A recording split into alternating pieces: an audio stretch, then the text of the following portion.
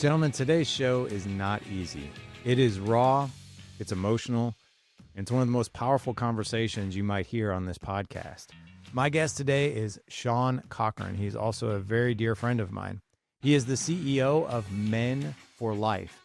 And before Sean ever stepped onto a stage, before he ever even led an organization, he was a 19-year-old kid that lost a child to abortion.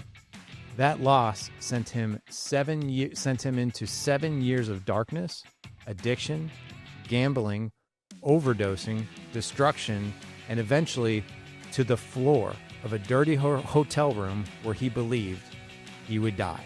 Sean's story, it is absolutely going to move you.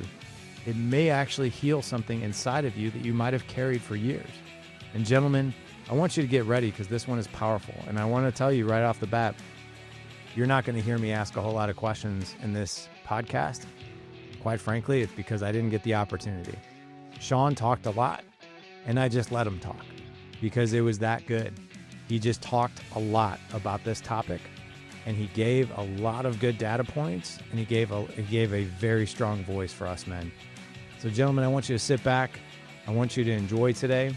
I want you to experience some healing if that's what you need, because today's show is something that's definitely going to hit you in the heart. Sean, what's going on, man? Welcome to Dad Edge, my friend.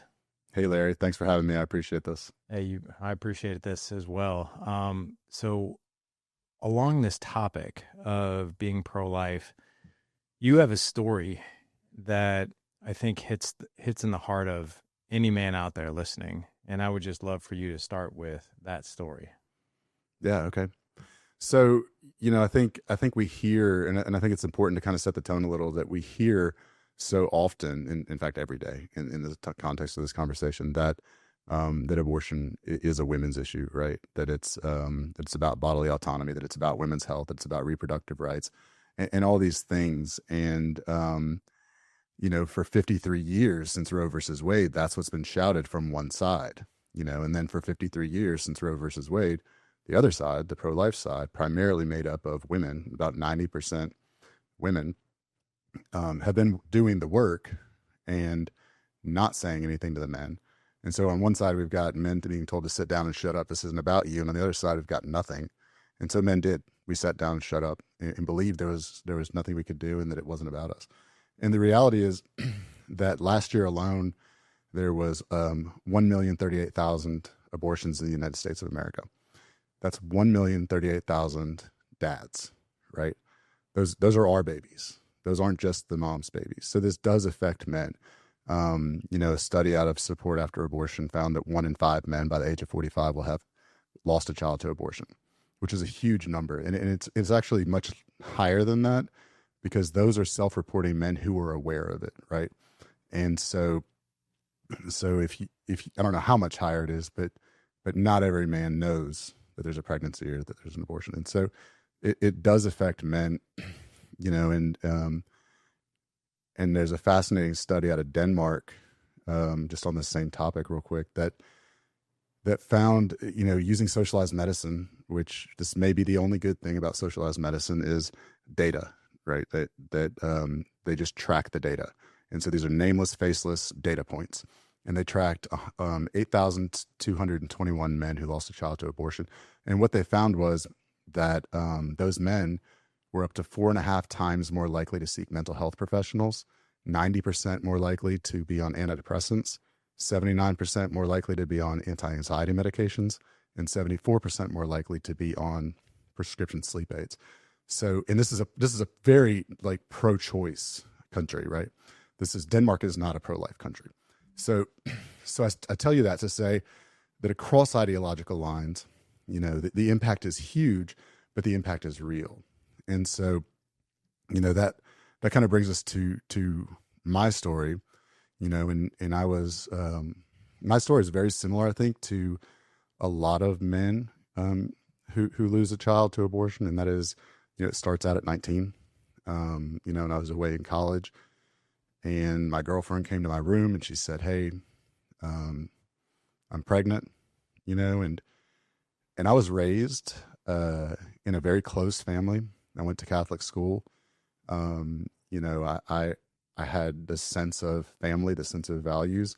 And so in my mind, what that meant was I'm going to have a baby. Like, we're going to have a baby. Right. And so whatever I was saying in that moment, that's the line of thinking that I had. And she stopped me and she said, well, I'm not going to have this baby. Like, I'm going to have an abortion. And while I knew what abortion was at that time, I didn't know that that was something people actually did. It wasn't, this is 1997. So it wasn't, there wasn't social media. It wasn't as broad, you know, of a topic. And so I didn't know anybody that had ever had an abortion. I didn't know that was something anybody did. And all I could really get myself to say was, no, you know, no, you're not going to have an abortion. And, you know, and so that obviously didn't work. You know, because at the end of the day, it wasn't something that I had any control over at all, other than to voice my opinion. So I did what I've always done in my life when I got to a point where I had no idea how to move forward, and I called my dad. He drove 9 hours to where I was in school, and he met with the young lady's mom, and my dad offered to adopt the baby, really trying to take all the burden off of this young lady, you know, and we lost. And so, you know, so our parents went home, and time just kind of went on. And my dad said, you know, what we say to young men, to our sons, right? He said, put your head down, work hard, push through it. And, you know, that's just not where I was at. I ended up sitting in my dorm room for the rest of the semester, failing out of college. There was a point during that the mom, the young lady, came to me and said, hey, because she was struggling really bad after this too, after the abortion. Her grades were suffering just like mine. And she said, hey, I went and met with this counselor at school and explained the situation. And they let me waive some of my classes so that my grades wouldn't be affected and I could move on. So I went, you know, at this point, it was probably out of fear of failing out of college and having to explain that to my dad, who was paying out of state tuition. And so I went and I met with the counselor and I said, hey, this is the name of the young lady. This is the situation you guys talked about. This is the resolution you had. I'm the other part of that. And I'm struggling too. And, you know, that counselor just looked at me and she said, no, this doesn't affect you. And so that's kind of what I was left with, right? I was left with the mother of my child telling me that nothing that I did and nothing that I said and nothing that I felt mattered, then compounded by a school counselor, like just reinforcing the idea that this doesn't affect me. And so that's kind of what I was left with. And so I failed out of college. I moved home to Louisiana and enrolled in the local university, and I failed out of college again. And about a year later, I failed out of college again. So now I failed out of 2 colleges 3 times. Finally was bright enough to say, hey, I'm not going to go anymore. But what I started doing instead was, you know, was just like partying, you know, really partying heavily. You know, I was working in restaurants and bars, you know, cash jobs. I was out all night, every night drinking.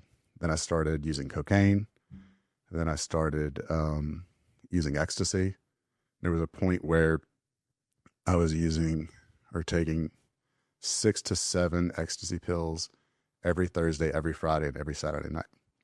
And then when I wasn't, like, I was doing cocaine every day, like all day, every day. I was working lunchtime at one restaurant, dinner time at another restaurant, and then at a bar when that restaurant closed. So I was just constantly working. And I was constantly awake, right? I was just awake all the time. And nobody else is awake all the time. And so, so the only thing I could really do other than sit at a bar, you know, here in Louisiana, you know, we were a front runner, I guess, in gambling, in video poker gambling, especially. And so, so I would just gamble. And so no matter how much I was working, and no matter how much money I was making, I never had any, and I was always in debt because I was always just losing everything, just like being super overstimulated on drugs and sitting in front of a video poker machine, just losing, losing, and losing. And so then I started stealing, and I was stealing in my mind, which was broken at that time. I was borrowing, right? I was borrowing money so that I could gamble to win that money and more back, so that I could pay that money back before anybody noticed and have enough money to either pay my bills or buy more drugs. And of course, that's not how gambling works, right? The house always wins. And so, so I kept getting in trouble. My dad bailed me out a couple of times, working in restaurants and being in a position to borrow money. I was able to kind of talk my way out of it a couple times. But then when it got too big, my dad helped me out twice on two different occasions over the course of 7 years. And then there were times that the managers, like, I guess I'd say they cut me a break, and they said, you have this long to pay this back, when they fired me. And I was able to do that probably by borrowing from other people. And so this went on for 7 years. And then towards the end of 2005, and I stole from everybody, right? So by the end of 2005, like I was alone. Like there was nobody who trusted me. There was nobody who really would answer the phone if I called, except for drug dealers. And I ended up towards the end of 2005, I think around October, November, opening a credit card in my dad's name, taking that credit card and going to a casino and just running it up, with the same idea as I had before, like just get myself out of this hole. But like $200 cash, like every 10 minutes, until finally the credit card company shut it down, and he called me, and he finally, after years, took a stand, right? He stood up for himself. He stood up for my mom. He stood up for my brother and sister, and set a boundary. And he just said, like, we're done. Like you can't come here anymore. There's some stuff on the porch you can come get, and don't come back. And so, in me going back, it was always just, that was kind of a safe place, but I didn't really live there. I lived out of my truck. I kind of bounced around. I slept in people's driveways, and that's kind of where I was living, just really kind of homeless, but knowing that if I was clean enough to present well, then I could show up at my parents' house, and take a shower and wash clothes and sleep in a bed. And so that was over. And so then in December of 2005, I went on a bender and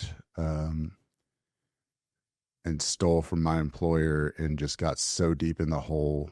I was a manager at a restaurant, and I took from the bank bag, and I got so deep that there was just no way to get out of it, and I just kind of gave up. Like I submitted the reports, I falsified the numbers, submitted the reports, and just kind of went. I had a hotel room next to the restaurant because we had some hurricanes where I live, and FEMA was paying for hotels for the restaurant employees so that we could feed the first responders. And so I just went to the hotel and just kind of hung out until they called. And that call went, they told me to come back. We met. They said, hey, you need to go back to that room and you need to not move because the police are going to come and you're going to be arrested. And they had given me multiple chances. Like, that wasn't the first time. The owner of the restaurant was a recovering addict. Like, he spotted it the first time. He gave me some conditions. I met them for a while until he stopped checking. And then I just stopped going to meetings and doing all the things. And so, this was the last straw. And so I went back to the hotel room and I did what any good addict does. And I used the rest of the drugs I had and just kind of waited it out. And so this is December 13th of 2005. And in this hotel room, if you can imagine, because of the hurricane, there was no house cleaning or room service, housekeeping. So it's just in this like dirty hotel, and it's not a great hotel to begin with. So I'm in this dirty hotel that hadn't been cleaned in a couple of weeks, and there's a single light bulb because I had used every light bulb to smoke meth out of, and I'd had this experience before, but never like this. And I don't know if it was the stress of everything. I don't know if it was just the time compounding of drug use, the lack of sleep for years or whatever it was physiologically. I was overdosing on the floor of this hotel room, unable to move, really like paralyzed, and just laying there on this dirty floor and, just consigned myself like, this is it. Like, I'm going to die here. And that thought impacted me, but not because I was scared to die. At that point, like, death would have been a relief from what I was going through. And I know that's weird to say, but like, I just wasn't scared to die. I was more scared to live the way I had been living. And, but the thought that my family would find me dead of an overdose on a hotel room floor was terrifying, because like that would be my one last gift to them, right? Is to embarrass my family by being found by police dead of an overdose on a hotel room floor. And the thought of like, after everything I'd done to all of them, the thought of like that being my one last way to go, it really drove me to prayer. And so, there wasn't like a, hey God, if you could help me out of this situation one more time, right, then I'll never do this again, because that ship had sailed. Like that was a 1,000 times over 7 years that I prayed that prayer.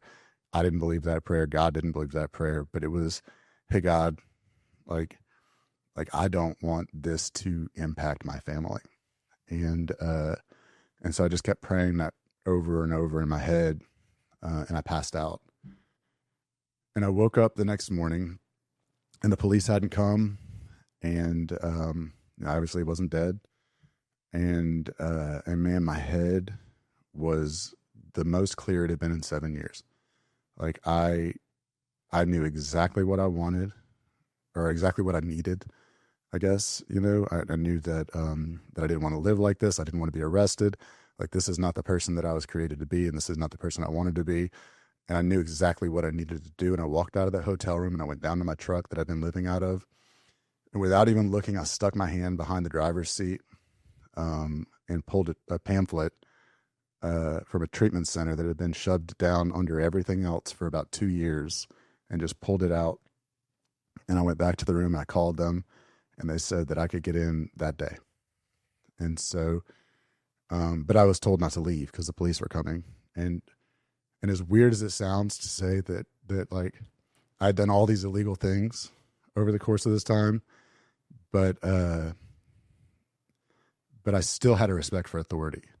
And I know that sounds weird, but I'd never gotten arrested. There are 0 pictures during that entire 7-year period of me doing anything. I avoided all of that. I wouldn't walk in a room if there were cameras. Like I still had a respect for authority somewhere deep inside, I guess.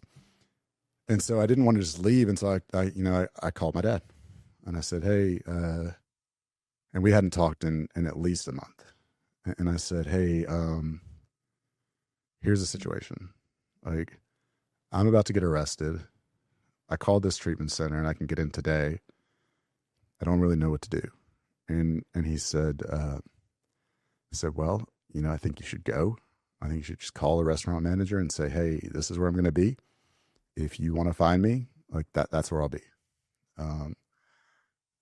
And so I've never really had this issue with trusting what my dad tells me to do.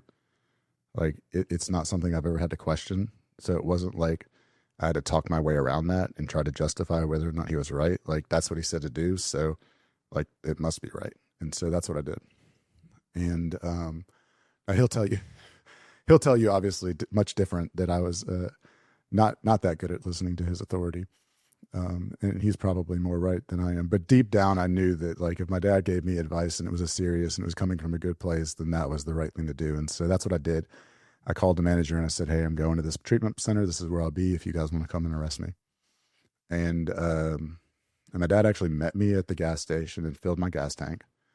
And I drove in this little truck that had not had an oil change or maintenance in about 5 years through a national forest. This is before GPS is on cell phones. And I hadn't paid my cell phone bill. So really it was before I had a cell phone. And I drove through this forest and I was just praying, God, don't let this truck die in the middle of this forest. Because that's the worst place to be. And I made it through the forest. And then I got to Shreveport, Louisiana, where the treatment center is. And I don't know if you're familiar with Louisiana, but Louisiana is flat.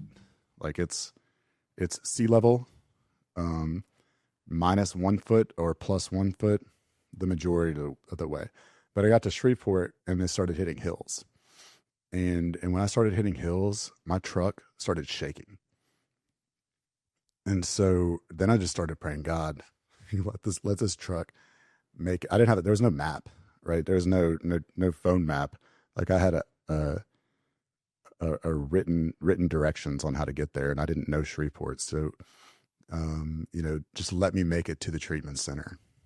And I pulled into the treatment center.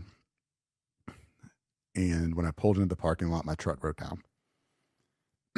So I had to get out of my truck and push my truck into a parking spot in the treatment center.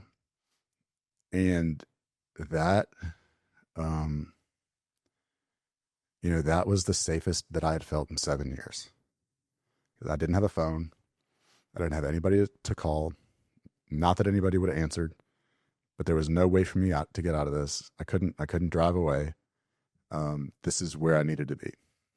And I walked inside and I said, hey, I need to call my dad and let him know that I made it. And the lady said, your dad has already called. They've gotten all the information and they're going to be here this weekend for Family Day. And so like, that was it, right? Like that was another sign that like, this is exactly where I need to be at the time that I need to be here. So in treatment, I don't know how familiar you, I'm sure you've interviewed plenty of guests who have been to treatment. But in treatment, it's just counseling and church and praying and counseling and writing and reading and counseling. And that's it. Right. And it's slow. It's a super slow process because everybody's brain is so messed up. And through that counseling, during at least one of the sessions, the counselor, walking me through my life, like how did we get to this point? And when I got to the abortion, she stopped me and she said, hey, this is something we should really talk about. And I think that statement came with like relief, but also surprise, because 8 years before that, what I was told was that it didn't matter what I thought and that it didn't affect me. And so at 0 points during that period of destructive behavior did I ever think, this is what I'm trying to cover up, right? This is the feeling that I'm trying to cover up, or this is the experience that I'm trying to cover up. Like, I knew that I didn't like the way that I felt inside, and I wanted to change it by any means necessary, but I didn't know why. And so for her to say, hey, we should talk about this, was different. And, and through talking about it, I really began to heal on that and to recognize the impact that had had. And looking at it objectively, my life was on like a skyrocket, right? Like an upward trajectory. I had internships lined up after my freshman year, all over the Northeast for computer science stuff. And then the abortion happened, and then I just like crashed. So I can look at it now and say nothing else happened before the fall, but while I was in it, that's not a connection that I made.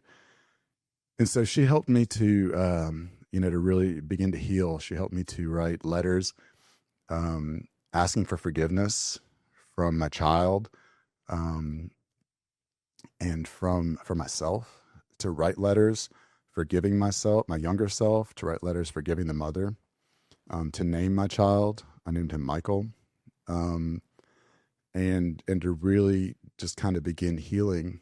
And once we did that, I was able to start working on everything else. And so while she helped me with that, and then we worked through the drugs and we worked through the gambling and all of that, and all the things that I was going to have to do to, to come back from hurting so many people. What she didn't tell me was that I wasn't the only man who was dealing with this kind of thing. And so I didn't know that. And so I just took what I had, and what she had given me in healing. And then I just kind of moved on. And what I knew was that I had missed out on 8 years of life. I was 8 years behind is how I looked at it. And so I needed to catch up. So when I got out of treatment, I went back to college. And when I finished college, as all good addicts do, I decided to set my sights on something impossible. Because when I left college the first time, I had a 1.3 GPA, and I can tell you, from 2 years of 4.0s, when I went back, the highest you can bring up at 1.3 is a 2.3. And so I said, well, with the 2.3 GPA, I think I'm going to go to law school, which is really a ridiculous idea. And I got into every law school I applied to because that's what God wanted me to do. And I can honestly say I had the lowest incoming GPA of anyone else in that school. And, but that's where I was supposed to be. And so I went to law school, and when I got out of law school, or towards the end of law school, right before my last semester, I ran into a young lady who I had been pursuing for 7 years, from 2003 until 2010. I'd asked her out about a dozen times. She had no idea about the drugs during this period. And a dozen times she had said yes, and a dozen times she had canceled on me, like just at the last minute. And I like to say that was God protecting her, protecting our marriage, protecting our family, protecting everything we have right now from who I was at that point, so that he could help me to build into the man that she deserved, so that we could have everything we have today. And so we started dating in December of 2010, which was 5 years almost to the day, from when I went to treatment. And we've been together ever since. I got out of law school. I had a couple jobs, and then I started my own law firm, and it really took off. And We started a family. So we have 2 biological kids. They are 14 months apart. So Michelle was either pregnant or breastfeeding for 2.5 straight years. And after that, she said, "Hey, I don't want to do this anymore. Like, that's too much on me." And she's a dentist. She has her own practice. So, and she had an OB who like gave birth and went back to work a week later. So she was like, she felt all this pressure, like that's how I'm supposed to be, and that's not how you're supposed to be, right? And so she tried that, or a little, not quite that extreme, but it was just too hard on her. It was too much on her, and so we opened ourselves up to adoption, and crazy adoption story, man. So I called a friend of mine who was an attorney who had adopted some kids, and I said, "Hey, we want to talk about adoption. Like, what do we do?" And he gave me some advice, and so I made those calls, and I set up an appointment with a social worker. And before we could ever get into the social worker, that same attorney called me and said, "Hey, this baby's just been born, and mom's on drugs, doesn't know who dad is, doesn't want to meet the baby. Do you want it?" And we were driving at the time, and I looked at Michelle, and we were both like, yes, we want this baby. And so completely unprepared, right? We like called a babysitter. We went and dropped our kids off. We went straight to the hospital, and I met Henry, our first adopted child. And I just think it's a really important part of the story because when you think about when you think about like what his mom did, right? Here's this lady who was on drugs, didn't have a stable life, didn't know who the dad was, knew she couldn't do this on her own, and carried this baby all the way to term through 9 months to give him birth, to give him life, and to give him a family. And I think that is the most selfless thing that anyone can possibly do. And when you contrast that to the mother of my first child, and we can give as much grace as we want to women who have abortions, but at the end of the day, when we talk about the word selfish, right? It's the choice of self over another, and that's it. So black and white, abortion is an incredibly selfish act because you are thinking about yourself over the life of another to the point that the other life is killed. And so, contrast that to Henry's mom doing the exact opposite, thinking of this baby over the life of herself. And it's just the most selfless act that anyone could ever do. And it's amazing. And what an amazing gift he has been. And then a couple of years later, we adopted 2 more children, a young brother and sister. And so now we have 5. As of today, they are 10, 9, 7, 7, and 6. The 2 boys are 10 days apart. People always ask me if I have twins, and I tell them that I have twins like Arnold Schwarzenegger and Danny DeVito are twins from that movie in the 80s. Depending on my audience, I'm starting to age myself because more and more people don't know what I'm talking about. But I tell them to go watch the movie so they'll understand. So I got a big 7-year-old, and I got a little 7-year-old, and they're all boy, and then I got a 6-year-old girl. And so then in 2021, I've got 5 kids and a wife and a law practice. And I was really good at being a lawyer. And I was really bad at being a lawyer and a husband and a father. And so I knew that was not the direction I was supposed to be going. I was always working in my head, whether I was home, whether I was with them. It was almost like my family was a distraction to my work. And so, and that's not the life that I wanted for them. It's not the life I wanted for me. And so in 2021, I stopped taking clients.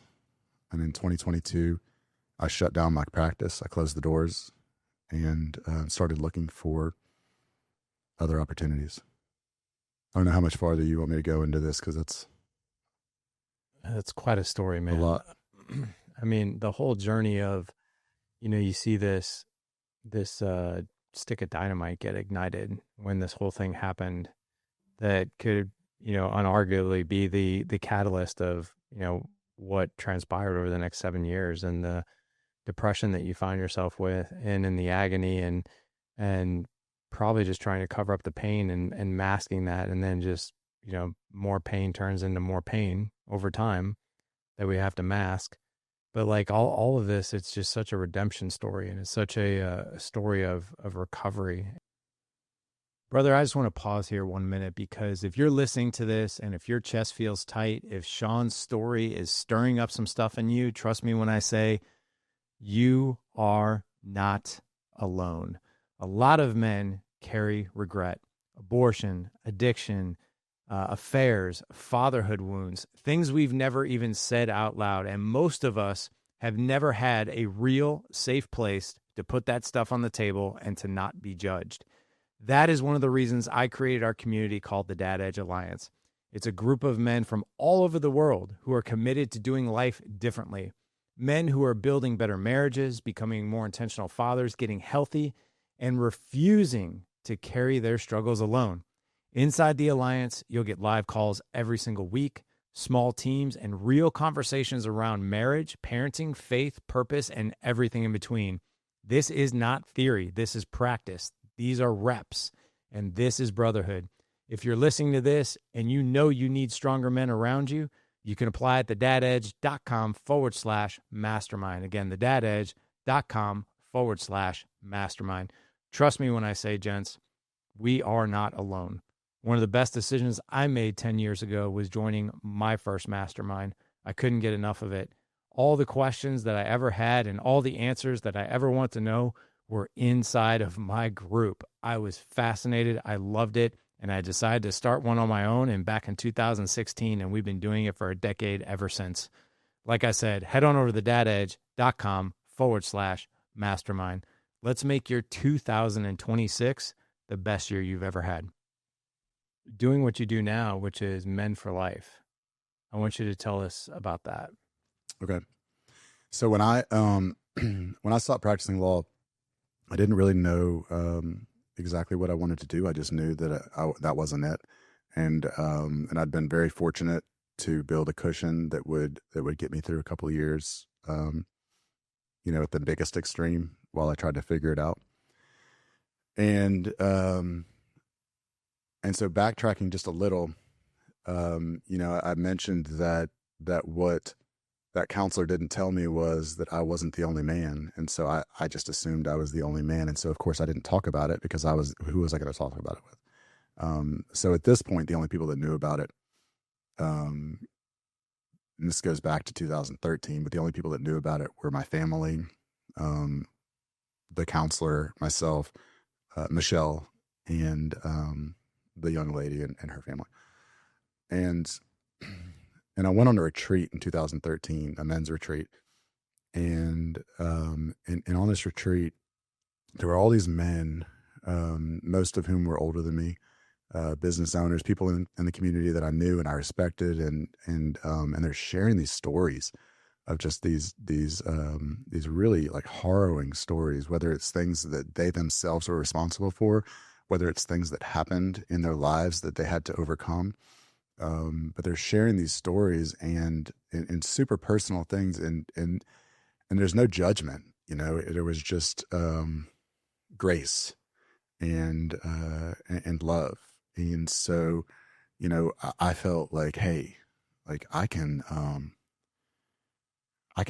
finally unload this. Like I don't have to be the only one that knows this anymore. And so, so I did. I shared the story of the abortion. And it was incredibly healing, but I quickly recognized that it had nothing to do with me, because after I shared that story, I had 3 different men come up to me privately and say, I haven't told anybody this in 20 years. I haven't told anybody this in 30 years. One man hadn't even told his wife because he was just so embarrassed and shame-filled, and some of these men, fought against the abortion like I did, and some of them pushed for it, forced coerced the abortion, and it didn't matter. Like, they still were filled with guilt and shame and regret of this loss. And I think it all stems to, as a man, we have this need to protect, right? Like, we all know that, whether some of us struggle to admit it or not, we all know that it's part of who we are as a man. Part of masculinity is to protect, and that we failed to protect this child, and that it was our child. And so they came to me and told me that, and I realized that me sharing my story wasn't about me. Me sharing my story opened a door for other men to know that they're not alone, because it shouldn't be something that we struggle with or that we deal with on our own and feel, this heavy weight by ourselves. And so I started sharing a little bit, and I shared at an event, and someone at that event must have been associated with Men for Life. Men for Life's been around since 2018. And so in 2022, when I shut down the doors to my practice, probably like really close to the same day, Men for Life started asking me if I would come and run this organization. And I said, absolutely not. Like, there is no way that I'm going to run a nonprofit. I have no idea how to do it. I have a really good idea how much you're going to pay me. I got 5 kids. Like, that's not on my radar. This is not what God wants me to do. And, cause I had plans to start a business, and to take it to the next level, which would give me freedom, have other people make money for me, give me freedom to be more present with my family. And so I hired Bedros. I know you know Bedros. And we worked for about 8 months, on a business that I was going to roll out, in 2024.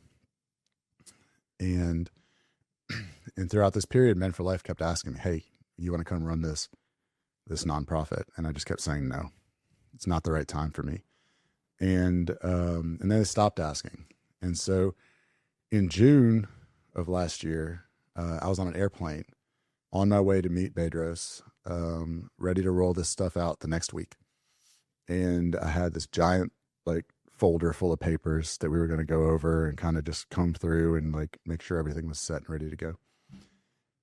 And on that airplane, God said, "You're going to go run this nonprofit." And it was super clear, and it was not a question. It was a command. And look, I hadn't talked to him in 4 months. I had no idea if they were even still looking. Nothing in my head told me, "Hey, these guys are just waiting around, for the next 18 years until you finally decide this is something you're interested in." So I didn't know if they were still looking. So I walked into that meeting with Bedros and I said, "Here's everything that we've been working on, and I'm ready. But this just happened. And I can tell you that what I wanted was for him to say, 'Sean, this is a horrible idea.' Because if he had said, 'Sean, this is a horrible idea,' then I could have turned around and blamed him for not listening to God, right? And in my mind, I would have been justified because I'd paid him a ton of money. I'd done a ton of work. I was ready. I was on this path. And so if he said, 'This is a horrible idea,' I mean, that's what I paid him for, right? The business consultant. Tell me what is good and what is bad business idea. And instead he said, 'Sean, this is a great idea. I think this will help you to get everything that you've been telling me you want to get out of life. And I will help you to grow this organization for what you've already paid me.'" And so, we talked a little about what that looked like. And he gave me some advice on what I should make sure to include as part of my conditions. And so I got back on the airplane, and from the airplane, I emailed them and I said, "Hey, I don't know if you guys are still looking, but if you're still looking, I'm interested in the position, and this is what I need if I'm going to do this. This is what I need to be able to do." There wasn't, I don't know how familiar you are with nonprofits. There wasn't a lot of negotiating as far as money. It was more of a, if you want me to do this, I'm going to do it my way. And this is the way that I see that makes the most sense. So this is what I need to be able to do. And they said, they met, and they emailed me back a couple days later and said, that all sounds good. And so in August of last year, I took over this, the job as CEO of Men for Life.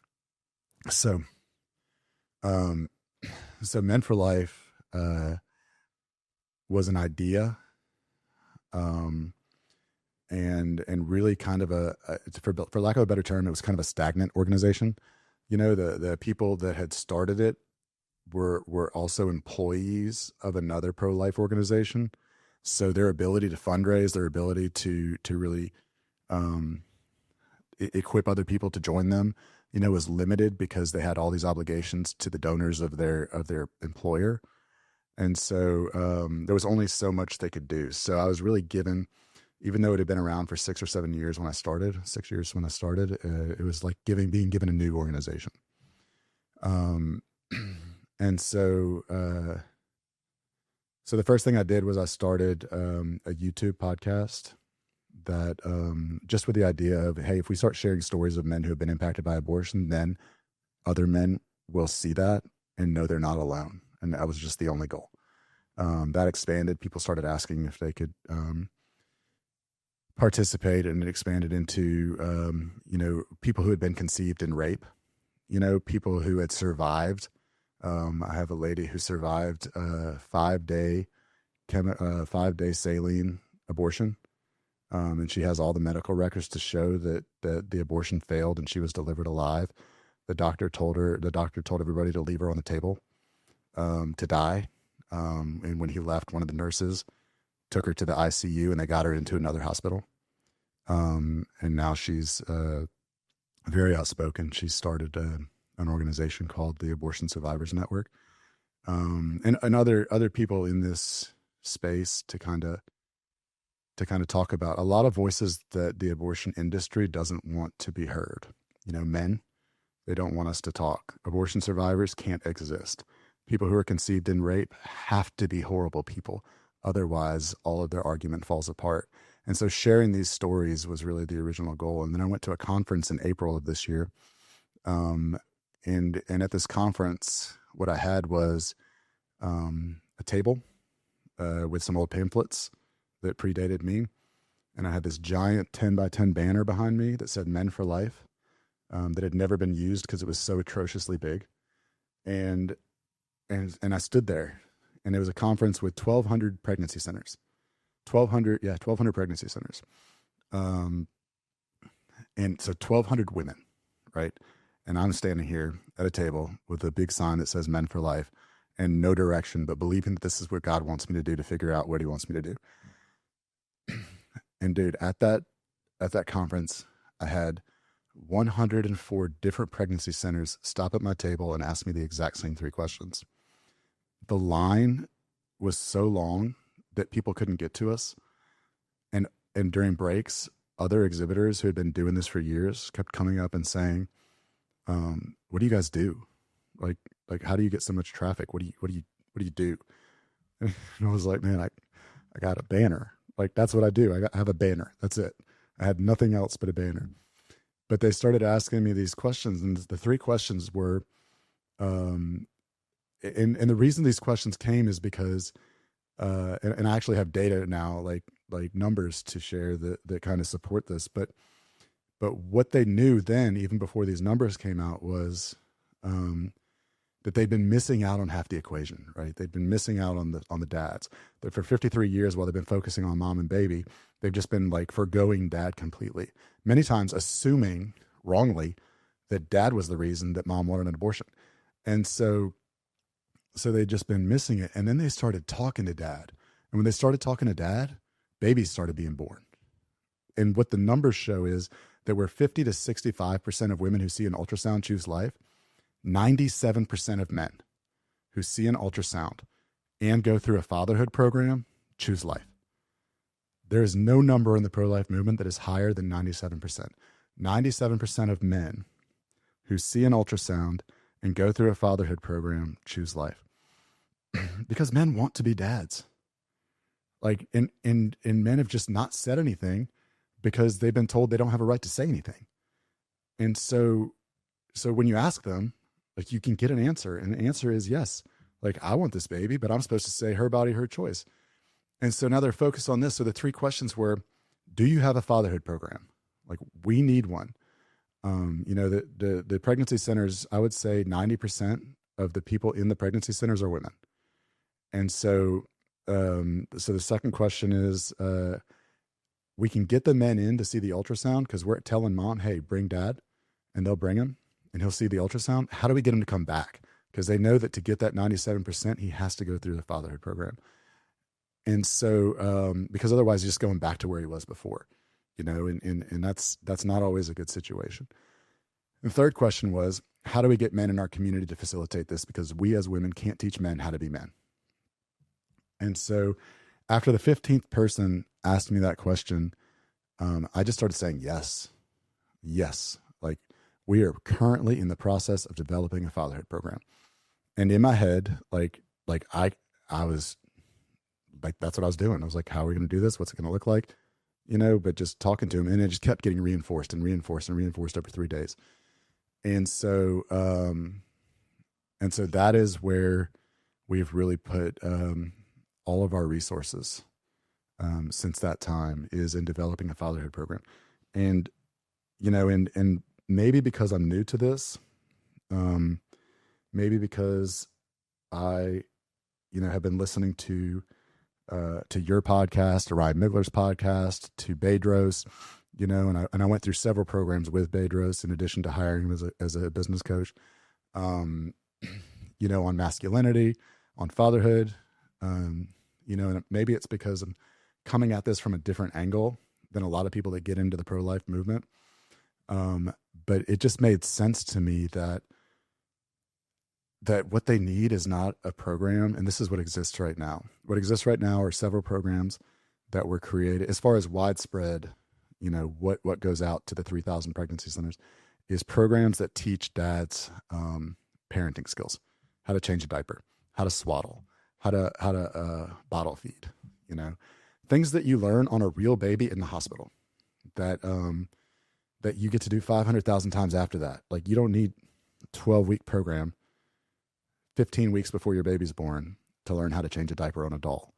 Like, and if you want to get a 19-year-old man to come back, like, you got to give him something he wants. And a 19-year-old man who comes into that center because his girlfriend, maybe it's his girlfriend, asked him to come, isn't going to be enticed to come back by you saying, hey, we'll teach you how to change diapers, right? And so how do we give him what he wants? Well, what he wants is something greater than what he's got, just like all of us. And while many of these young men may not have had a dad, may not have had a male mentor, may not have had a good male role model, they still have that yearning, and I don't know, maybe in those situations, they have that yearning more, but they don't know what it is, right? And they're being fed these messages on social media or on YouTube or from their shitty friends, about what it means to be a man. And it's all very self-serving. It's what it means to be a man, is do whatever you can for yourself and dominate, right? That toxic masculinity. And I'm not one that says toxic masculinity doesn't exist. I think toxic masculinity exists. I don't think masculinity is toxic. I think there are, just like there's right-wing extremists, left-wing extremists, like there's extremists. And if you go too far on one edge and you get into this dominance and manipulation and self-serving, that's toxic shit. And so to say that, how do we show them authentic masculinity, right? Like, how do we show them that they can live for something greater than themselves, that men were made to protect, to provide, to lead, and to serve, others, and then to build throughout that 12-week program that we're creating, to continue to build a little bit more and a little bit more every week, gradually, the biblical foundation of that, because those principles, principles of authentic masculinity,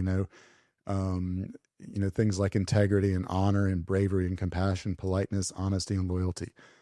Those things, to have those things and to know that you can do that and that you can be a great man is so important. But then to undertone of a biblical foundation, because I'll tell you, like, there's no greater example of masculinity than Jesus Christ.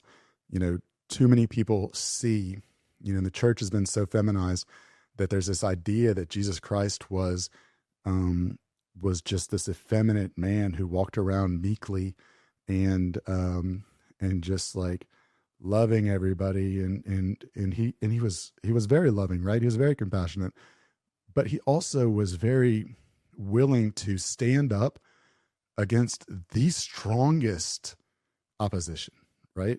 The people he stood up to when the prostitute was about to be stoned, like, that wasn't just a bunch of random guys.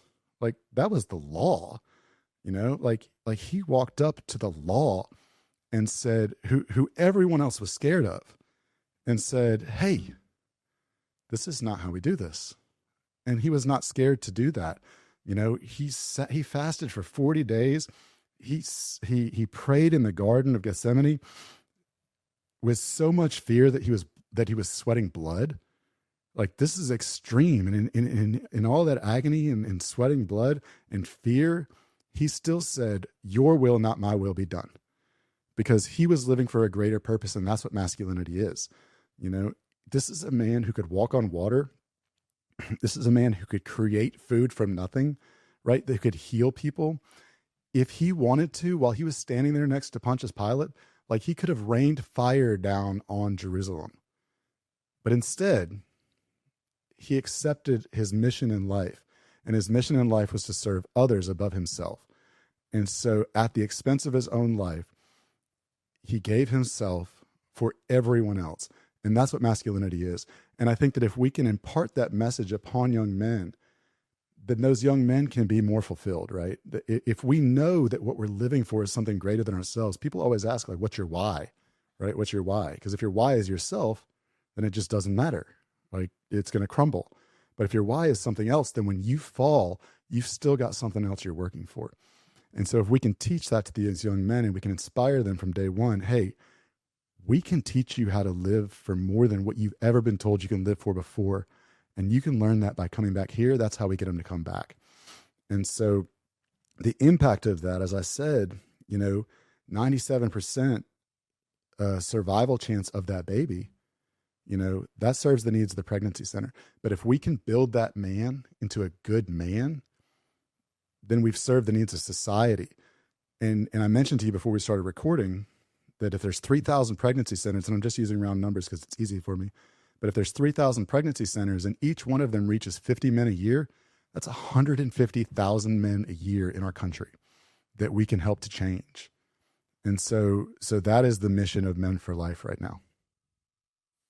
I'll tell you what, Sean, your story is insanely powerful. And I also love how you ended it with showing the differences between toxic masculinity and even using Jesus Christ as that example. And then the very, very specific things that you said, and how you wrapped it up in, masculinity is about, serving something that is bigger than ourselves. Right. And we do it from a place of love. And I'll tell you, man, your story, I knew your story was insanely inspiring. I couldn't wait to share it with the audience. And, I know that there's men out there that would love to support, Men for Life. So just as we wrap up here, how can the men connect with you outside of this podcast, or how can they support you or just get involved in some way, shape, or form? Yeah, thank you. So, you can find me personally on all the social media platforms at Sean Cochran, LSEANCORCORAN, Men for Life. The easiest way, if you don't remember what I'm about to tell you, is to just go to menforlife.org.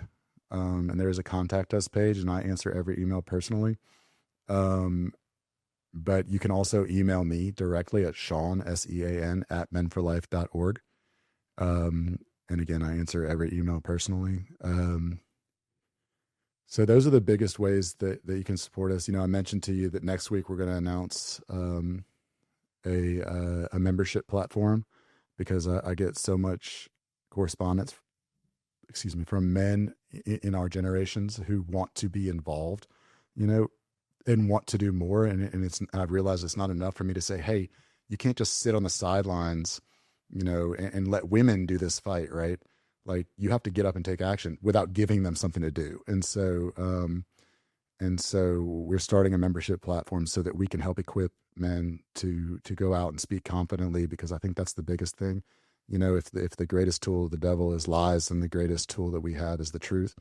And so, you know, to be able to speak confidently the truth and speak boldly the truth, you know, we want to equip as many men as we can. So,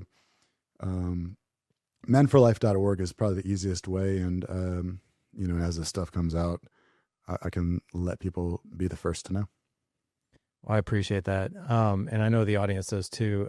Guys, we're going to have a link in the show notes for you to connect with Sean. We'll have the website in there along with his social media handles. But at the very least, I would love for you guys to take action on one thing, just one.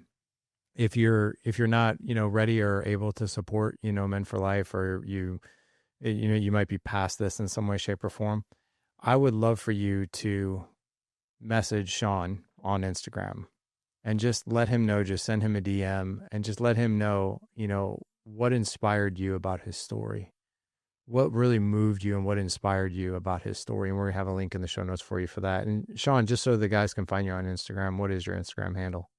It's LSEANCORCORAN. And what does that spell? Well, L is my first name, Lawrence. So it's L Sean Cochran. Oh, I was like, okay, I'm Lawrence too. Yeah. Well, that's why I changed it. I didn't want us to get confused today. That's so funny. But you go by Sean, right? I do. I go by Sean. Lawrence, I did not know. Yeah. Okay, so I was like, wait, there was an L in there, and then what is LSC? And then okay, it makes LSE. I'm sorry, LSE. LSE. Got it. AN. Okay. So L Sean Cochran. L Sean Cochran. Okay, we'll have a link in the show notes for you guys. Like I said, go to thedadedge.com/1411. That'd probably be easier for you to remember, but we'll have a link in there for you. But Sean, from the bottom of my heart, thank you for coming on and being not only sharing your story, because that's powerful in and of itself, but also being a voice for men. That 97% number was astounding to me, and I mean that in a good way.